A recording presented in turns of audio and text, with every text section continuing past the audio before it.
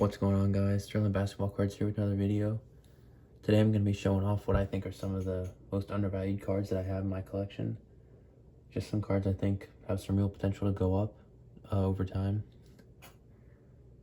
This first one is one that I think is really undervalued, this first year optic Giannis Holo.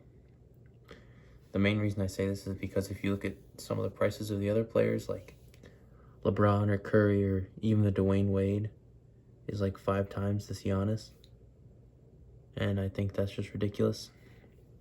This goes for about $100. Like I said, that D Wade was going for around $500 last time I looked.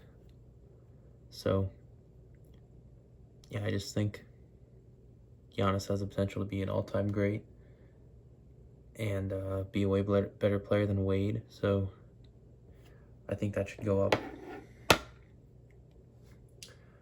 Next up is this Dominique Wilkins 1/1 auto. I bought this for $150. I don't think it's gone up too much, maybe $200 since I bought it. I think that's kind of ridiculous, you know. Just 1/1s for Hall of Fame autos in general, I think could be worth a whole lot of money. I mean, the difficulty to pull one of these is ridiculous. You could open up a few cases and, you know, not even get one, so I think when you got to look at it as far as the pack cost to card cost, I think this is really undervalued. This next one's pretty cool. This 02 Topps black of Jordan, numbered to 500. If you look at other serial numbered Topps Jordans, these they're worth a lot of money. And this one, I think, you know, is only worth around that like 120 range. So I think this could go up a lot. I mean, refractors are, you know, 3, 4, 5 times that, and those are the lower end ones, and there's a lot more than 500 of those. So I think that card has a lot of potential. This card as well is an early serial numbered one. This is a Topps Gold Label, Red Label, Hakeem Olajuwon. I've showed this one a few times before. It's out of 100. I bought this for about $100. And there's one up for auction right now that's a BGS 9, which I think this would be a 9. So we'll get a better estimate on what it's worth, but I think it has a ton of room to grow.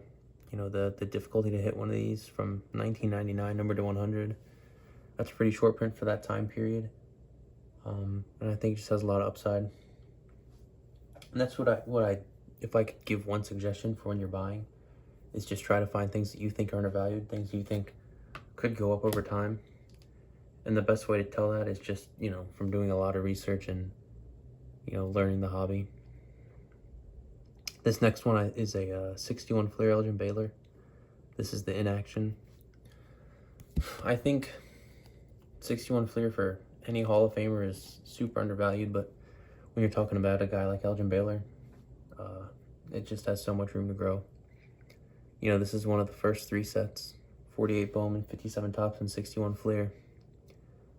I just think, you know, it's just, compared to some of the cards today, you know, how few of these are out there, I just think it has a lot of room to grow. This next one is one that's dropped. This second year Prism Giannis, red, white, and blue. And it's not necessarily the red, white, and blue parallel, but any of these second year parallels for Giannis from Prism, I think are pretty cheap. This is probably dropped, if I had to guess, around $80, maybe a little less, a little more, not sure, but Prism is, you know, the marquee product. And even this being the second year for Giannis, he's probably one of the best cards you can get. There's not a great rookie class. I think it's Embiid and Levine, but Giannis is one of the best cards you can get out of there. And if you were going to try and open some again with that pack cost to card cost, I think, you know, a blaster box is worth a few $100s. So, you know, one of the best cards of, you know, one of the best players you can hit not being worth that much, I think this has a lot of room. Next is one, you know, I could be a little off on this, but this is from 1920 Select. This is the Artistic Selections of Charles Barkley. And once again, doesn't necessarily have to be the Barkley, but I think this set, Artistic Selections, as far as I can tell, this is even rarer than a case hit. And when you're talking about a case of Select, you know, those are $1,000 a box, if not more. And you can pick this up for like $50, $60. Now, Barkley is one of the cheaper options, but the Giannis, for example, is like $150. I think that's pretty cheap. I just think, you know, it's a great looking card as well, which I think this aesthetically pleasing card could really help it long term. I think it's got a lot of room to grow. Even with his recent boom, this is a 08 Co-Signers rookie that's numbered to 299 of Westbrook. This right now is probably worth the same, if not a little bit less, than his Bowman flagship, which isn't even his, you know, better one. I'm sure the Topps base goes for more than this, which I think is ridiculous. There's only 299 of these. There's probably tens of thousands of the Topps base that are out there. And when you look at it that way, just the small percent of this card compared to the other one is pretty ridiculous for the price. And I get he's not necessarily in his Thunder uniform, but he's not his UCLA uniform either. So I think this is a pretty undervalued card. Next up is the 72 Topps Julius Erving rebound leaders. These cards are from the 70s. These multiplayer cards are not very expensive. And it, again, this doesn't necessarily have to be this Julius Erving rookie, but I think when you look at it and you got Artis Gilmore, Hall of Famer, Julius Erving, an all-time great Hall of Famer, and Mel Daniels, another Hall of Famer, and it's a Julius Erving rookie. And I believe it's his second year for the other two. I just think, you know, this card's worth like 20 bucks, maybe 30. And I think that's just not enough. I think it should be double that. You know, and that goes the same for a lot of those older cards, whether it's like a team leaders, rebound leaders, scoring leaders, whatever. When it's just full of Hall of Famers from the 70s, I think that's got a lot of room to grow. This is from one of my favorite sets, 93 Topps Finest Refractor by Isaiah Thomas. This is pretty self-explanatory. It's the first year refractor. The first ever refractor came out of this set, 93 Topps Finest. Isaiah Thomas is another guy who's probably just undervalued in general, but this set, this 93 Topps Finest Refractor is undervalued. I bought this for about 20 bucks. Actually, I think more like 15. But that's just not enough. You know, this it's not necessarily the rarest card, but refractors, just those base top refractors from the 90s, are one of the most sought after cards. I mean, it's just classic, and this is the first one. So I think that's got a lot of room to grow. Next up is this Kobe. His stuff has come down a lot because, you know, it was overinflated, but this is a rookie. He's in his high school uniform, which I understand, and it's from Press Bass, so I understand why it would be less than, say, a Topps flagship or whatever. But this is a cool card. I mean, the net burners. There's actually two of these. I think there's another one in his white high school uniform, but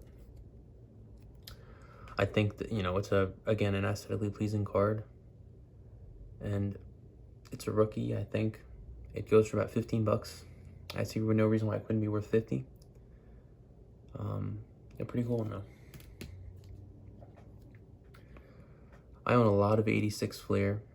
You know, I've got a Jordan, I've got Hakeem, Clyde, Dominique, Patrick Ewing, Isaiah Thomas, whatever, and I think all those guys are undervalued. I think 86 Fleer is going to be, you know, the most popular basketball set of all time, you know, no matter what happens, really. And Ralph Sampson's just another guy. You know, you can get this for $15 off eBay, and he's a Hall of Famer. I think Ralph Sampson also is a little undervalued. I think some of his stuff could go up. People don't realize how good he was. That's the same for a lot of 70s, 80s players. But yeah, I think this card can go up.